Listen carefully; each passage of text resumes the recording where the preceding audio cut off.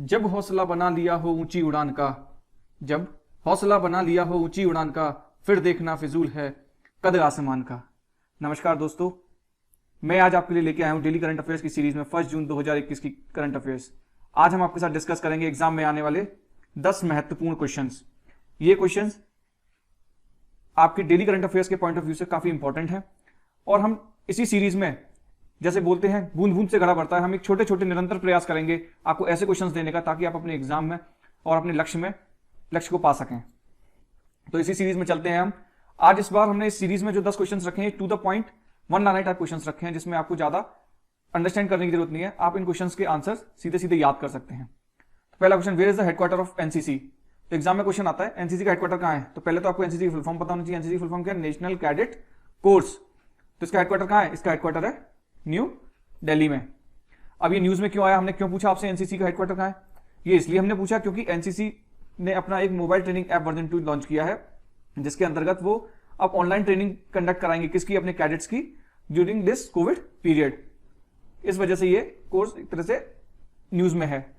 Now आपसे second question पूछा जा सकता है, RBI find which bank for irregularity in its auto loan. RBI ने किस बैंक को उसकी इरेगुलरिटी के लिए फाइन किया है? आपको 4 ऑप्शन दे रखे हैं, ICICI bank, SBI, PNB, HDFC. मैं आपको 5 सेकंड का टाइम देता हूं, आप आंसर दीजिए।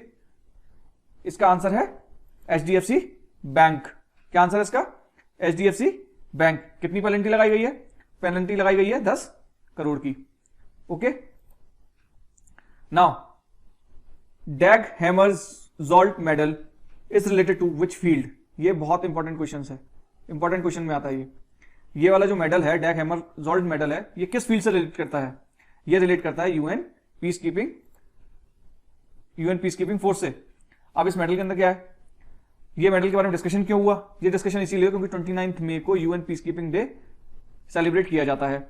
अब इस मेडल के अंदर क्या है? ये medal Kisni life peace keeping operation 2020 के अंदर, जिन लोगों ने 2020 के अंदर पीस कीपिंग ऑपरेशन में अपने जीवन का योगदान दिया, उन लोगों को दिया गया है। इसमें लगभग 124 लोगों जो जिंदा लिविंग उनको दिया गया है और 44 लोग जो पॉस्ट्यूमस है उनको दिया गया है। ये एक बहुत इंपॉर्टेंट क्वेश्चन आता है कि which non governmental organization has won the Nobel peace prize in 1977। अब आप में से बहुत लोग सोच रहे होंगे कि 1977 के नोबेल प्राइज की हम डिस्कशन आज 2021 में क्यों कर रहे हैं? वो आपको तब पता चलेगा जब आप इस क्वेश्चन का आंसर देंगे। तो किस नॉन गवर्नमेंटल ऑर्गेनाइजेशन को नोबेल पीस प्राइज मिला है? वो मिला है एमनेस्टी इंटरनेशनल को। किसको मिला है? एमनेस्टी इंटरनेशनल को। अब एमनेस्टी इंटरनेशनल क्या? एमनेस्टी इंटरनेशनल डे कब मनाया जाता है? 28 मई को। क्या मनाया जाता है? 28 मई को। ये एमनेस्टी इंटरनेशनल करती क्या है? भाई एमनेस्टी इंटरनेशनल, मैंने नाम तो बहुत बड़ा वाला बता दिया आपको, पर ये करती क्या है? It has to fight abuse of the human right world wide. जो ह्यूमन राइट वायलेशन के जो चीजें होती हैं उससे, उसके अगेंस्ट ये फाइट करता है, उससे लड़ता है। अब पेपर में क्वेश्चंस कभी कभी आ जाते हैं, एमनेस्टी इंटरनेशनल कब फाउंड हुई थी? वो फाउंड हुई थी 1961 में। किससे? पीटर बेनेंसन से। किसने फाउंड की थी? पीटर बेनेंसन। तो आपको इस क्वेश्चन में चीजें क्या याद रखनी है? तो इंटरनेशनल डे कब मनाया था? 28 को। First thing, Nobel peace prize ये मिला। तीसरा, किस काम में आती है? ये हो गया। और चौथा क्या हो गया? पांचवा क्या हो गया? एमनेस्टी इंटरनेशनल फाउंडेशन कब फाउंड की गई? 1961 में। किसके द्वारा? पीटर बेनेंसन के द्वारा। अब हम चलते हैं अपने नेक्स्ट क्वेश्चन के। ये बहुत बिल्कुल वन लाइनर क्वेश्चन है। बशर अल असद, नाम तो सुना ही होगा। कब ये रीइलेक्ट हुए? कब? 4th टर्म में। किस कंट्री के हैं प्रेसिडेंट? किसके हैं? सीरिया के। किसके? सीरिया के। अब आपके एग्जाम से बहुत बार पूछा जाता है ये पर्टिकुलर रिपोर्ट किस ऑर्गेनाइजेशन ने पब्लिश करी, ये दूसरी रिपोर्ट किसने करी। तो उसी सीरीज में क्वेश्चन आता है, world economic situation and progress report किस इंस्टीट्यूट के द्वारा पब्लिश की जाती है? बिल्कुल, वर्ल्ड इकोनॉमिक आउटलुक। क्या आती है? World economic outlook. इसको कौन पब्लिश करता है? इसको पब्लिश करता है इंटरनेशनल मॉनेटरी फंड। कौन पब्लिश करता है? इंटरनेशनल मॉनेटरी फंड पब्लिश करता है। तो आपको इसमें एक क्वेश्चन ये याद हो गया, एक क्वेश्चन ये याद हो गया। ओके, तो हम चलते हैं नेक्स्ट क्वेश्चन की तरफ। Which country hosted the G20 health summit 2021। ये क्वेश्चन आप इसको मोस्ट इंपोर्टेंट में लिख लीजिए। ये क्वेश्चन बिल्कुल पूछा जाएगा आपसे एग्जाम्स में। किस कंट्री, कौन कंट्री होस्ट कर रहा है? इसको होस्ट कर रहा है इटली। किसके साथ? EU प्लस इटली इसको साथ में होस्ट कर रहे हैं। Global G20 health summit was hosted by European commission along with Italy. Okay, अब अगला क्वेश्चन आता है, which of the following has named cyclone Yaas. Yaas cyclone का नाम किसने रखा? ये बहुत ही इंपॉर्टेंट क्वेश्चन है, इसको भी आप इंपॉर्टेंट क्वेश्चंस की सीरीज में रख सकते हैं। रियाज का नाम किसने रखा? इससे पहले क्या आया था? तोक्ते। इसका नाम किसने रखा? तोक्ते नाम किसने रखा था? म्यांमार ने। किसने रखा था? म्यांमार ने। ये वाला नाम किसने रखा है? ये रखा है ओमान ने। इसका मतलब क्या होता है? इसका मतलब होता है जैस्मिन लाइक ट्री।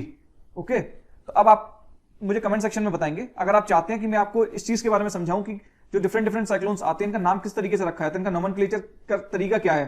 तो अगर आप चाहते हैं कि इसके बारे में आपको डिटेल वीडियो बनाई जाए तो आप प्लीज इस वीडियो को लाइक करना और कमेंट सेक्शन में बताना कि आप इस टॉपिक के ऊपर एक वीडियो चाहते हैं। तो आपने इस क्वेश्चन में क्या सीखा? एक ये और एक ये। तोक्ते का नाम किसने रखा था? म्यांमार ने रखा था। यास का नाम किसने रखा? ओमान ने रखा। अब सपोज नेक्स्ट साइक्लोन आएगा, उसका नाम कौन रखेगा? ये पहले से पता है, ऑलरेडी डिसाइडेड है कि अगला साइक्लोन अगर आता है तो उसका नाम कौन रखेगा। तो इस चीज के बारे में अगर आपको जानकारी चाहिए तो आप हमें कमेंट सेक्शन में लिख के बता सकते हैं, हम उसके लिए आपके लिए एक डिटेल वीडियोस के लिए हम तैयार करके देंगे। चलते हैं नेक्स्ट क्वेश्चन की तरफ।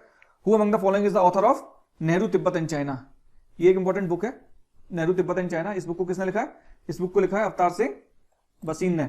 अब इस बुक के अंदर क्या है, जैसा कि आप नाम देख सकते हैं Nehru Tibet and China, it means ये तिब्बत और चाइना वाला जब इंसिडेंट हुआ था उसके बीच की बात है। तो इस बुक के अंदर उन्होंने क्या किया? डिटेल एनालाइज किया किस चीज को, फ्रॉम 1944 से इंडिया चाइना वॉर जो हुआ था 1962 तक, उस टाइम को बहुत डिटेल में बताया, उस टाइम के बारे में एनालिसिस करी है और उसके आसपास जो घटनाएं घटित हुई थी उसको अपनी इस बुक के अंदर वर्णित किया है। तो कौन सी है? नेहरू तिब्बत चाइना। किसने लिखी थी? अवतार सिंह बसीन ने। अब एक अच्छा क्वेश्चन आता है, डीप कोवन। अब इस पूरे क्वेश्चन को पढ़ा है तो डीप कोवन किसने डेवलप करी? ये एक एंटीबॉडी डिटेक्शन किट है। तो पेपर में क्वेश्चन क्या आएगा? डीप कोवन क्या है? डीप कोवन is a antibody detection kit. किसने डेवलप करी? It is developed by DRDO. Who developed it? It developed by DRDO. It can detect both spikes as well as nucleoside protein of the coronavirus with high sensitivity rate by 97%। तो मतलब ये क्या क्या detect करता है? ये तो spike भी डिटेक्ट कर सकता है और न्यूक्लियोसाइड प्रोटीन्स भी डिटेक्ट कर सकता है। इस वजह से ये डीप कोविन जो एंटीबॉडी डिटेक्शन किट है ये न्यूज में रही थी।